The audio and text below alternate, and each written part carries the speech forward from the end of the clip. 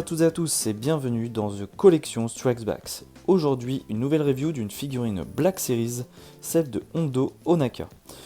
Sur cette figurine, nous retrouvons le packaging d'avant, en fait, les anciens packaging, donc les packaging classiques noirs, donc avec la mention Star Wars The Black Series, et le petit cachet mentionnant que c'est une figurine exclusive au parc Galaxy Edge Star Wars.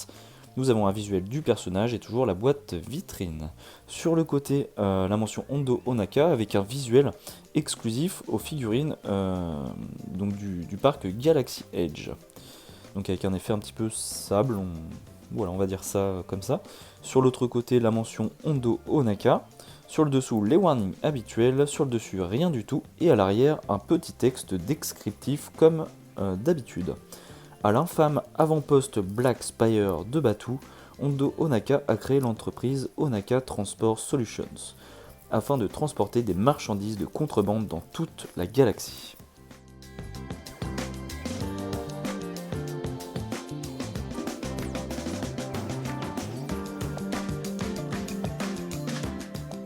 Donc continuons par ce qui nous intéresse le plus, c'est-à-dire la figurine.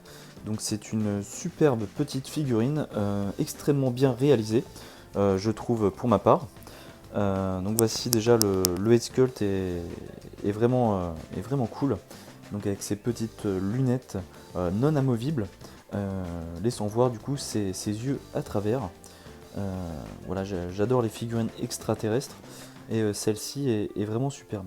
Donc voici son casque, son chapeau, voilà, d'un gris bien travaillé avec des sortes de petites paillettes. C'est un peu brillant comme s'il y avait des petites particules à l'intérieur. Je ne sais pas si ça sera bien retranscrit à la vidéo. Donc voilà, on voit l'armature un peu de ses lunettes, de son casque, ces sortes de dreadlocks avec ces petits bijoux, on va dire, à l'intérieur. Non, le head sculpt est parfaitement bien travaillé. Peut-être des petites imperfections au niveau des sortes de petites cornes et excroissances qu'il a au niveau des joues. Mais non, franchement, rien à dire, hein. On reconnaît parfaitement bien le personnage. Non, pour ma part, le head sculpt est superbement bien réalisé. Donc on voit la peau, son cou, le haut du torse à travers le t-shirt. Voilà, au niveau des habillements, le manteau, tout ça c'est superbe. Donc le manteau, enfin on va dire la veste, est réalisée dans un plastique souple, pardon. Donc avec différentes nuances de couleurs, donc de couleurs plutôt bordeaux, et avec des parties grises travaillées, sculptées.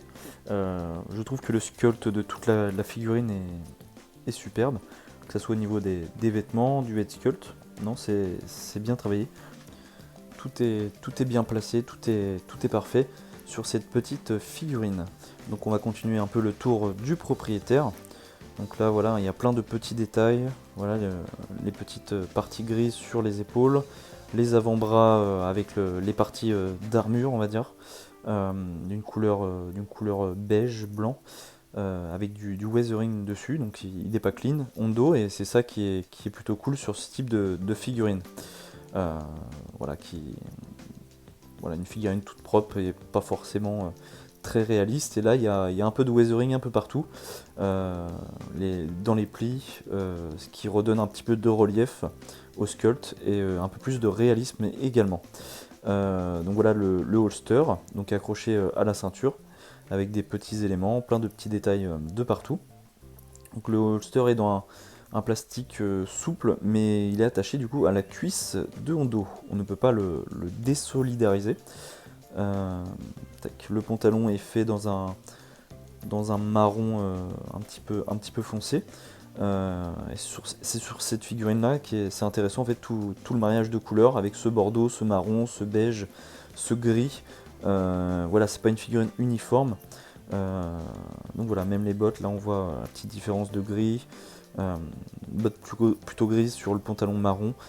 Toutes ces nuances là en font une figurine plutôt intéressante et qui change un peu de certaines figurines monochromes.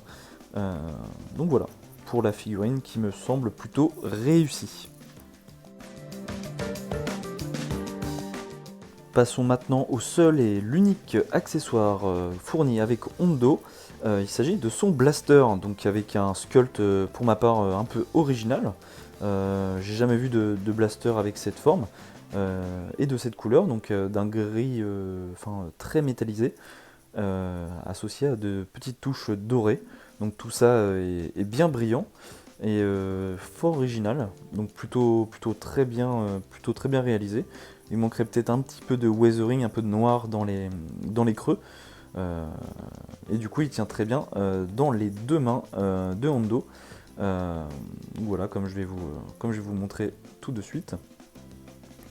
Tac, ça tient bien, aucun souci là-dessus. Il tient également parfaitement bien dans son holster, donc prévu à cet effet. Donc, comme on va le voir, donc il faut juste bien repousser la cape, le bas de la veste. Sinon, on va avoir des petites difficultés pour le mettre. Mais sinon, mis à part ça, aucun souci. Il est bien prévu pour cette arme. Tac. Il y a même une partie du coup de la veste qui est un petit peu, voilà, on voit que ça fait un petit repli pour permettre à Hondo de pouvoir dégainer le plus rapidement possible.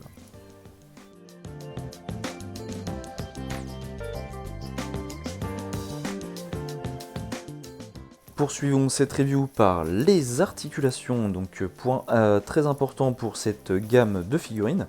Donc la tête tourne parfaitement à 360 degrés, les dreadlocks sont très souples, donc permettent une rotation complète.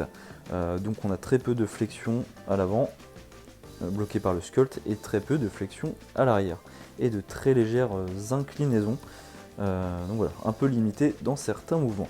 Les bras tournent parfaitement du coup à 360 degrés. Les avant-bras, donc il n'y a qu'un simple pivot, donc ils sont bloqués par l'armure à l'avant du bras. Donc on peut le plier comme ceci. Bon, c'est pour ma part suffisant. Nous avons également une rotation à 360 degrés au niveau du coude, ainsi qu'au niveau des mains, qui plient très bien. Aucun souci là-dessus. Au niveau du joint central, au niveau du torse, donc on a des flexions, des extensions légères, ainsi que des rotations un peu limitées du coup par la veste et la cape. Mais ça tourne quand même relativement bien au niveau du torse. Nous avons également, oui, j'avais oublié de vous dire, au niveau des bras, voilà, les bras qui lèvent quand même relativement bien à 90 degrés.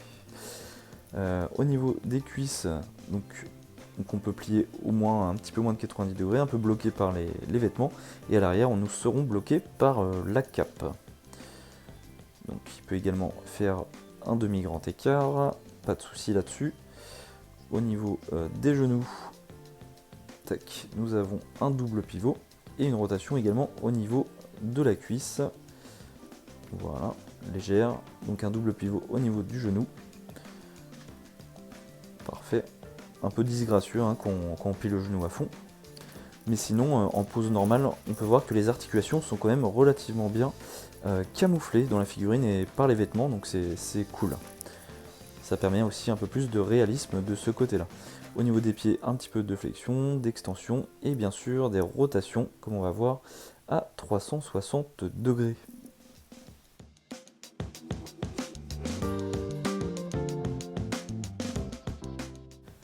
Voici maintenant quelques petites pauses que l'on peut faire avec cette figurine, ainsi qu'un visuel à 360 degrés. Donc j'ai réalisé également quelques petites modifications à ma vidéo, des améliorations on va dire. Si ça vous plaît, n'hésitez pas à le dire dans les commentaires. Si cette vidéo vous a plu, n'hésitez pas également à mettre un petit pouce, à vous abonner à la page Facebook, Instagram, ainsi qu'à la chaîne YouTube.